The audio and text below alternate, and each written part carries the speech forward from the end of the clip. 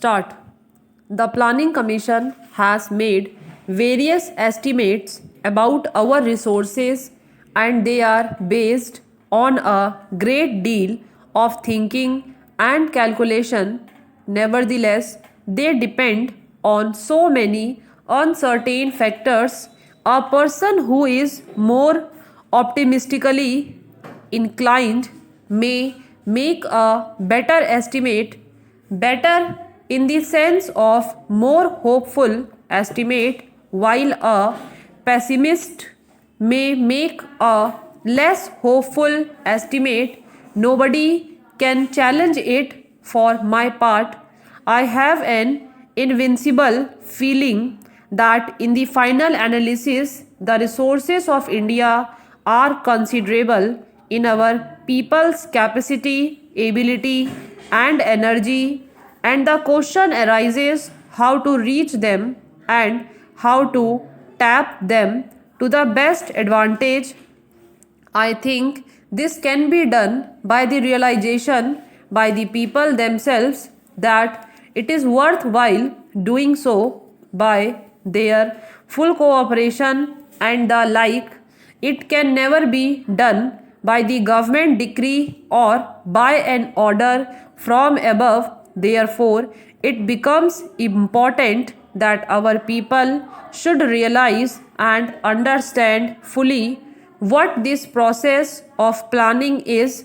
Therefore, we tried to a considerable extent to get the cooperation of as many people as possible, even at the district level, apart from a large numbers of groups of various kinds. I think it may be well said that India is very conscious of planning today. I was reading a foreigner's book the other day in which he says that in India you cannot get away from this planning business. He had written it in slight irritation. Whatever you talk about, somehow they lead you to the question of planning as though everything depended on planning everywhere. Well, whether his irritation was justified or not, I was glad to read that a person with no great sympathy for what we were doing felt enveloped by some kind of an atmosphere of planning. Everybody can talk of planning, of course. Everybody who talks of planning may know very little about planning. That is not the point, but it is true that India is very much planning conscious, and I think it is a great gain. When I say planning conscious, I mean, of course, planning conscious in the democratic structure that we possesses, that is, we are proceeding with democratic planning. I am not criticizing any country that may not plan or any other country that plans in some other way, authoritarian or some other way. It is none of my business to criticize other countries. They have to meet their problems and it is up to them to decide how to meet them. They can judge their own people. But so far as we are concerned in this country, people believe that we should endeavor to plan by the democratic method. Planning in a small way has often been done and is often done elsewhere. Planning in a really big way has thus far only been done more or less by the authoritarian approach, and the question arises how far a non authoritarian and democratic approach can succeed in this kind of planning. I believe it can, and not only that, people, it can ultimately succeed better, nor perhaps in yielding such great results quickly, but in laying a surer foundation and more effective foundation. not only for planned growth but for the type of society which we wish to develop in this country. Now, we talk about the future in terms of socialist pattern of society, and that can be interrupted in a variety of ways.